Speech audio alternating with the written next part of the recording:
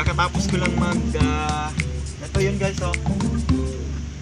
Tinanggal ko yung divider ng stock pipe ng Reader 150. Ito yon, ang haba pala. Gamit lang itong flat screw. Buwis buhay talaga guys yung pagtanggal nito.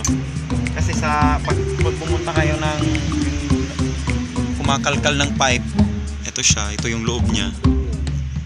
Ito, puputulin pa dito yan guys.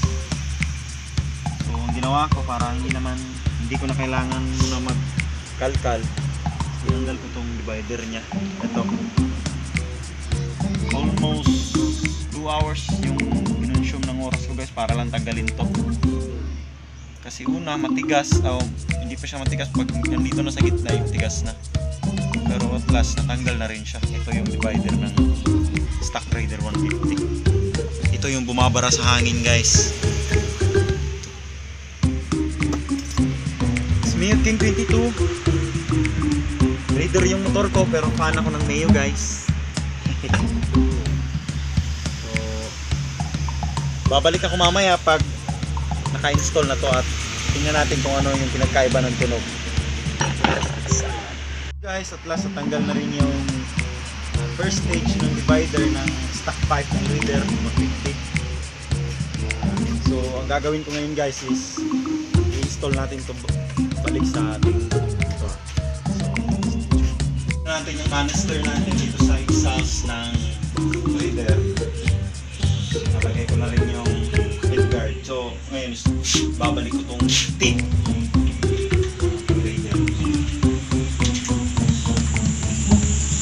Bago natin first start.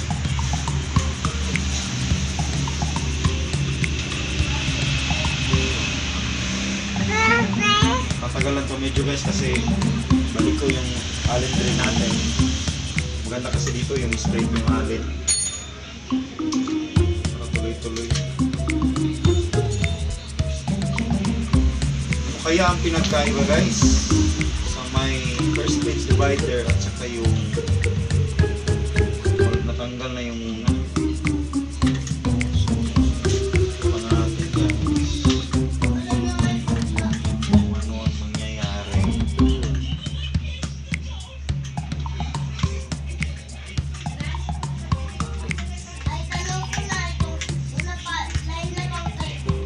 Dito muna tayo.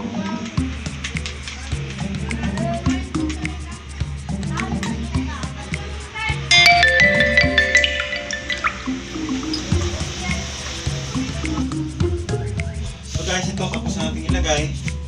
So ang gagawin ko ngayon guys, start ko itong reader natin. Ito.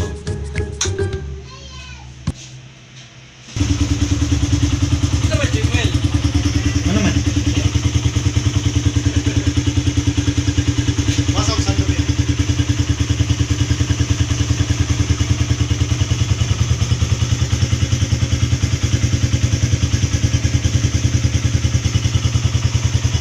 Guys, so ang gagawin ko guys is lalabas ko muna to kang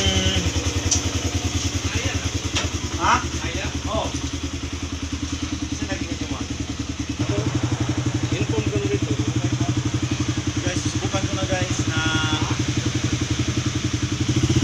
narito.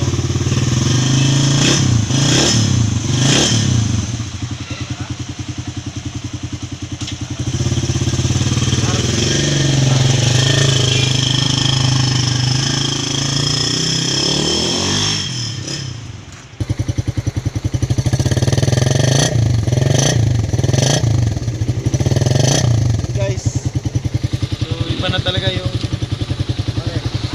na talaga yung tunog niya.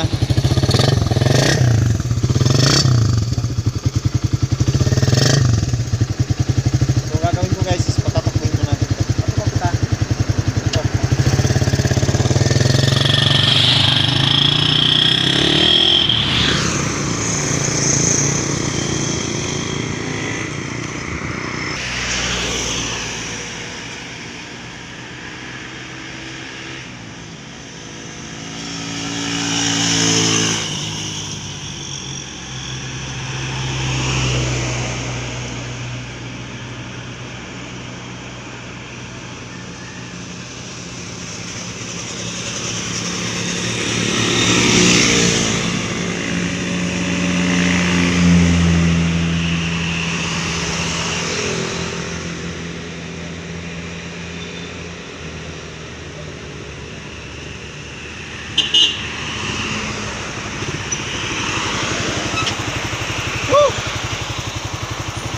iba na talaga guys.